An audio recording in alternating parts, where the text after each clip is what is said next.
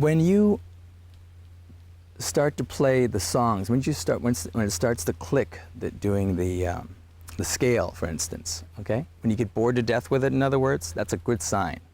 Because from then on, you're going to start to want to do something else, okay? Now, watch me play the scale.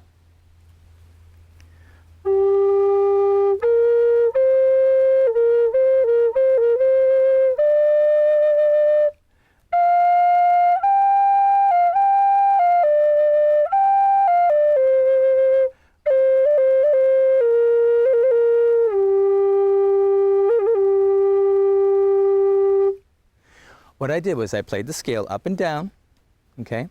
But some of the notes I played more than once, some I held a little longer, some I held a little shorter, some sequence I repeated a couple of times, and that's how you start to develop a sense of melody. You go, oh wow, I like that, that's cool, I'm gonna do that again.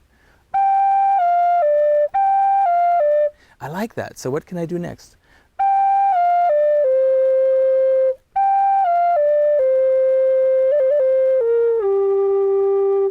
Do you see how simple that was? Keep it that way. That's how you're going to develop a real sense of melody, of breath, and most of you purchased this flute. You got interested in it because it has such a harmonic, sweet, loving, meditative, quiet voice that's very soothing anyway. So play it that way. The speed comes all on its own. I keep saying that because most people want to really rush themselves. Don't do it. Just enjoy it. Just have fun with it. Now, there are some techniques that go beyond that, okay? One of the rules that, I hate rules, by the way. One of the, let's put it, suggestions, I like that better. One of the suggestions, okay, is that if you open up a hole, make sure that the holes below it are all open as well. In other words, if you want to open up this hole right here, okay, make sure these two holes down here are open as well. Don't do this.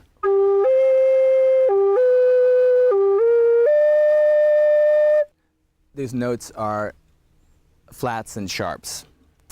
And they're not necessarily notes that are harmonious. They don't necessarily work with other notes. You have to really learn how to use them. So in the beginning, for you to feel the most amount of success, just follow that. I think you'll be more successful, you'll feel better about it. After a while, you're going to go, hey, the heck what he's saying, I want to test this. That's good. That means you're ready to try it.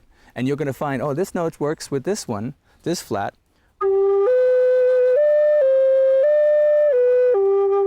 That works? Okay, cool. I'm going to put that in my repertoire.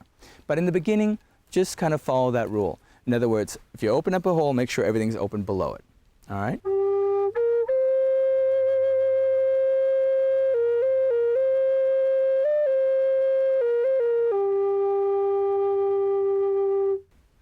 Now, the next technique is how to develop rhythm with the flute.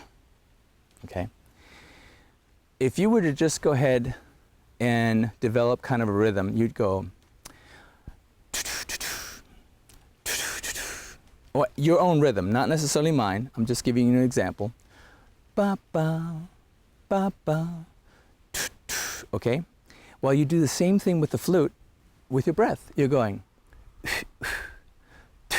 use your tongue like you're going to let a T, or you're spitting without actually letting out moisture. It's not done with your breath, not like this.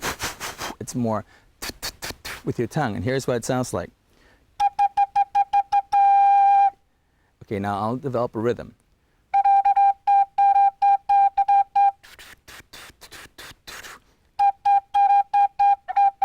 Now do it slow.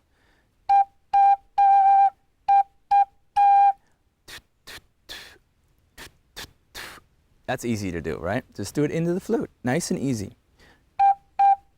Now use a finger.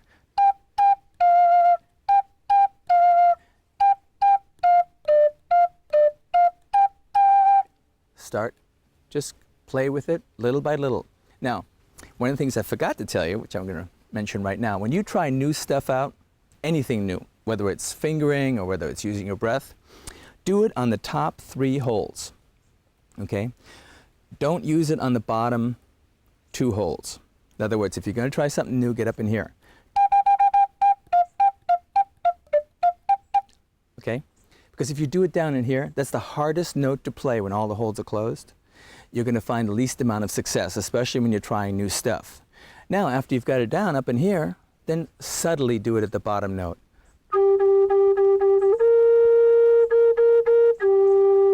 It's got to be very subtle, because if you do it too hard, here's what happens.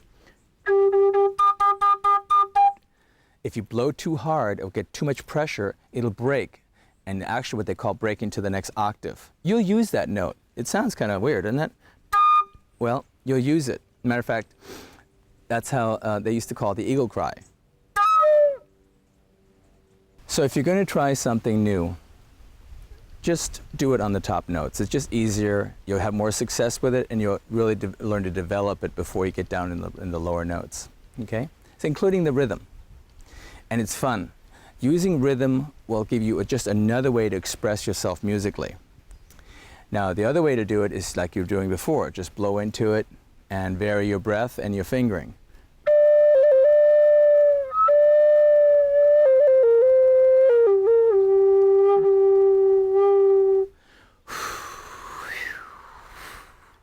See how I just move the breath back and forth?